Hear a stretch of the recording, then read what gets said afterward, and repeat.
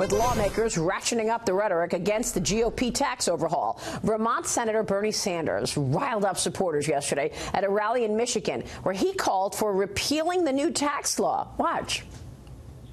Tax breaks for the rich, you raise the deficit, and then you go to the American people and say, oh my God, the deficit is going up. We've got to cut Social Security, Medicare, Medicaid, education, and nutrition programs.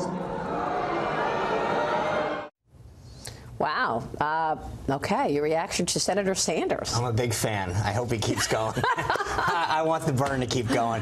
I mean, it's almost funny. Between that and the crumbs comment that Nancy Pelosi's making, I think this is fantastic. It sets up a truly binary debate going into these midterm elections. If you think the tax cuts are good, if you think the economy is doing better, if you think that your job and your well-being is better, vote Republican. If you think that those crumbs are worth throwing away, if you think that you need to go back to higher taxes, vote for the team of Bernie Sanders and Nancy Pelosi. Go back to the Reagan rhetoric, and you know, do you feel better off today? But I don't think Democrats back then bashed those tax cuts the way they are now. I think and the thing that's interesting is that it's not all Democrats. You saw Chairman Tom Perez of the Democratic Party basically say, I'm not necessarily in agreement with Nancy Pelosi's comments. A lot of Democrats are asking her not to use the crumbs comment because it doesn't work. Right. I think most people, when they see their paycheck going up, saying, this is not crumbs, what are you talking about? It doesn't help other Democrats running around the country. Before we leave this topic, I want to get your take on this guy. Let's listen to what Nancy Pelosi most recently said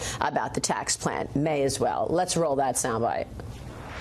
In terms of the bonus that corporate America received versus the crumbs that they are giving to workers to kind of put the schmooze on is so pathetic. It's so pathetic. Yep, put the schmooze on. That's an interesting turn of phrase.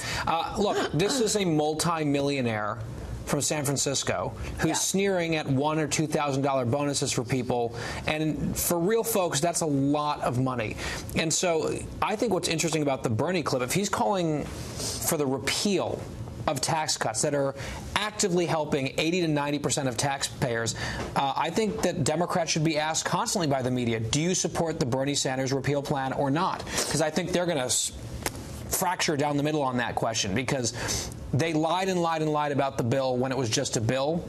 Now the realities of that law are landing in people's paychecks, and so the lies have sort of disintegrated. Yeah. And I don't think that the Democrats are going to be united on this idea of we should now get rid of something that's helping a lot of people. One other point about Bernie complaining about deficits there. I do have concerns about deficits, especially long-term debt. I think that we do need to reform entitlement programs, which he's referring to as cuts. I would call them saving the programs.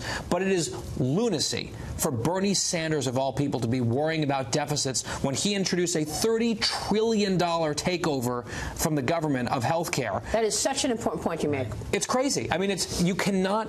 He has no credibility on deficits, and to pretend that his opposition to people keeping more of their own money is rooted in deficit hawkishness is laugh out loud. Sean's laughing, as he should be. It's ridiculous. Well, let's not forget that under the Obama administration, debt was doubled from $10 trillion to $20 trillion. So there was no problem in terms of deficits in the last 8 years. Not only no problem, from Bernie's perspective, it's not nearly enough. Right. Should have tripled the debt. Yeah. He wants to add $30 trillion of debt to finance a government takeover of health care. So I have to watch clips like that. Look, and roll I my keep eyes. saying this, going into the midterm elections, the American people are going to want answers as to why not one Democrat voted for the tax plan. Look at the number of companies that you just scrolled on the screen. You just showed it. I know. It's incredible. Right. And the point is that that's you know, hundreds of thousands of Americans, if not millions, that are benefiting from real life today.